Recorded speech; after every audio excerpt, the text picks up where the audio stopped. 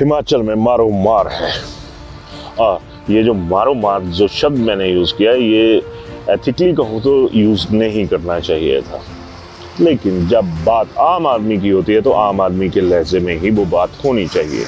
हिमाचल सरकार की तबीयत इसलिए ख़राब है क्योंकि केंद्र सरकार के जो डॉक्टर्स हैं वो जो एक फाइनेंशियल फीडिंग है, फाइनेंशियल मेडिसिन है, वो मुहैया नहीं करवा पा रही है। लिहाजा हिमाचल सरकार भी करा रही है। हिमाचल सरकार के जोड़ों में भी दर्द हो रहा है और दर्द की जब पराकाष्ठा हो जाती है तो सरकार कहती है कि केंद्र जो है वो हमारी मदद नहीं कर रहा। लेकिन इसी के साथ अब हिमाचल के जो बीमार हैं, आम आदमी जो बीमार है, उसके हालात भी हाहाकार वाले बन चुके हैं।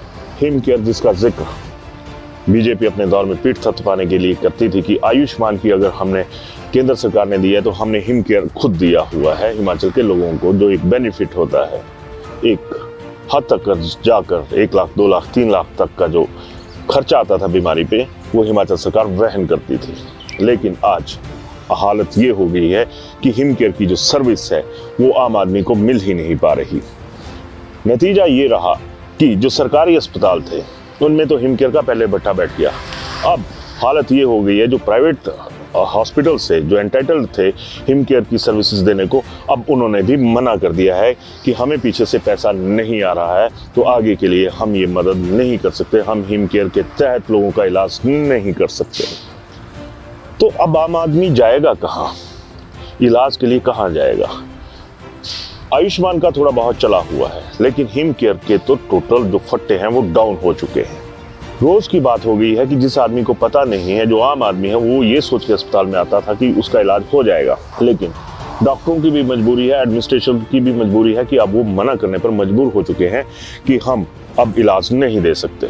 टांडा मेडिकल कॉलेज में तो नित नया हंगामा देखने को मिल जाता है, लेकिन अब ये हालत हो गई है कि शायद कुछ जो गरीब लोग हैं वो इलाज के लिए इन अस्पतालों में भी नहीं पहुंच पा रहे हैं। शर्म होती है, आम आदमी है ना, उसके लिए जो शर्म है वो खास गहना होता है कि इलाज ना हो पाया तो क्या होगा। और बीमारी का सामना ज़्यादातर बुजुर्ग लोग करते हैं, और जब बुजुर्ग ये देखेंगे कि हमारे बच्चे की इतनी हिम्मत नहीं है कि वो हमारा इलाज करवा सके, तो वो एक जिद पकड़ लेते हैं कि मैंने हॉस्पिटल नहीं जाना है।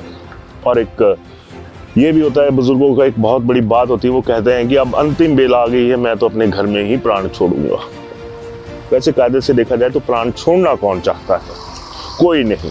लेकिन जब औलादों का देखते हैं कि हमारी औलादों में इतनी सक्षमता नहीं है कि वो इलाज करवा सके, मैं आम आदमी की बात कर रहा हूँ, मैं धरना सेठों की बात नहीं कर रहा हूँ, मैं उन लोगों की बात नहीं कर रहा हूँ जो फाइनेंशियली साउंड है, मैं बात उस तबके की कर रहा हूँ जो फाइनेंशियली साउंड नहीं है।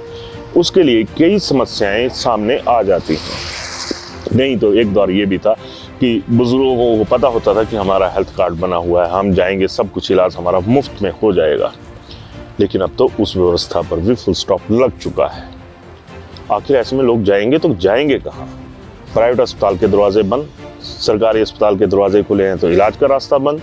और जब भी कोई बात चलती है तो रोजगार अगर किसी आदमी के पास हो, किसी युवा के पास रोजगार हो, तो वो अपने माँ बाप को कोई ऐसा दुख नहीं देना चाहता कि वो इलाज नहीं करवा सकता। तो मैंने एक बात पहले कही कि ये जो शर्म का एक गहना है उसे आम आदमी अपना खास गहना मानता है। वो अपने इलाज के लिए अपने रिश्तेदारों से भी गुहार तभी लगाता है जाकर जब उसको ये पता लग जाए या उसके परिजनों को ये पता लग जाए कि अगर इलाज नहीं हुआ तो ये व्यक्ति हमारे हाथ से निकल जाएगा। लेकिन निकल वक्त रहा है अभी। जब सारी चीज़ें होती हैं, व्यवस्था बनाई क्यों जाती है? लोगों के लिए बनाई जाती है। और उस व्यवस्था का भट्टा क्यों बैठ जाता है? उन व्यवस्थाओं का भट्टा क्यों नहीं बैठता जो खास लोगों के लिए होती हैं? आम आदमी किसके साथ भिड़ेगा जाकर? पिछले कल हमने एक खबर करी थी कि नई गाड़ियां आ गई सरकार के पास। वो हल्ला जो भी था वो पब्लिक में वो करंट तो है ना। पर अगर मैं ये बात करूं कि जो 15 साल का 10 साल का जो एक टारगेट केंद्र सरकार ने फिक्स किया था, उसके चलते तो स्वास्थ्य विभाग में ही कई गाड़ियों की छुट्टी हो चुकी है। हालांकि वो चलने लायक थी, लेकिन जब नियम और कायदे लग जाते हैं तो मजबूरन ऑफिसर्स को या जो इस स्टाफ को, जो पैरामेडिकल स्टाफ को फील्ड्स में गाड़ियाँ घुमाती थी, उन पर भी ब्रेक अब लग गई है। टांडा मेडिकल कॉलेज जिसकी मैं बात कर रहा हूँ वो लोअर हिमाचल को जो हेल्थ सर्विसेज है उनको फीड करने वाला एक जो सबसे बड़ा अस्पताल है, जो मेडिकल कॉलेज है, उसको आंका जा सकता है। लेकिन इस नियम के लागू होने के बाद आज आलम यह है कि जो टांडा की आला अफसरशाही, उसके पास गाड़ियाँ नहीं हैं। और जिस सिस्मिक जोन का जिक्र यहाँ पे सरकारें करती हैं डेवलपमेंटल प्रोजेक्ट्स के लिए, अगर रोकना हो तब भी, अगर बढ़ाना हो तब भी, उस सिस्मिक जोन में अगर कोई ऐसी हरकत का खुदा ना खास्ता कि कल को कोई ऐसी बात हो जाती है जिसमें मेडिकल सर्विसेज जो है वो एसेंशियल हो जाती है, तो सवाल ये उठता है कि जो ये मूवमेंट है वो कैसे हो पाएगी। आपकी जो हेल्थ सर्विसेज से जुड़ी हुई गाड़ियाँ हैं वो आपसे आज तक दी नहीं गई। जो एक मुफ्त इलाज की प्रक्रिया थी वो बंद होकर रह गई है। फिर व्यवस्था है किस चीज़ की? अगर इन्हीं तमाम चीज़ों को देखा जाए तो जब ये सारा सिस्टम पब्लिक के ऊपर ही भारी पड़ने शुरू हो जाए तो हल्का मन किसका होगा ये देखने वाली बात है। क्योंकि पब्लिक का मन तो भारी ही होगा, क्योंकि उसे वो सुविधाएं नहीं मिल पाएंगी जिसकी वो हकदार है, या कायदे से ये कहूँ कि जिनका जो एक तरह से शोर है, ढोल पीटती हैं सरकारें, तो वो तब कहाँ पे चली जाएंगी। तो मन तो हल्के सत्ता पक्ष वालों के होते हैं, विपक्ष वालों के होते हैं, जहाँ पे भी बैठे हैं एक सत्ता से जुड़े हुए लोग हैं, उनका सुख भी होता है। आम आदमी का सुख आम आदमी तक ही रहता है, इससे ज़्यादा कुछ नहीं। तो इसके ऊपर अपने जो विचार हैं जो ज़रूर रखिएगा, क्योंकि ये आम आदमी से जुड़ा हुआ मुद्दा है। धन्यवाद। शिमला होटल, घर के बाहर घर जैसा अपनापन।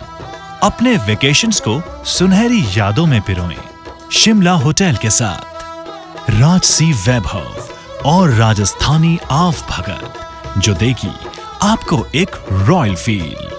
हिमाचल वासियों के लिए जयपुर में ठहरने का अपना hotel Shimla hotel. Heritage above 1, हवा महल रोड, चांदी की टकसाल, जयपुर।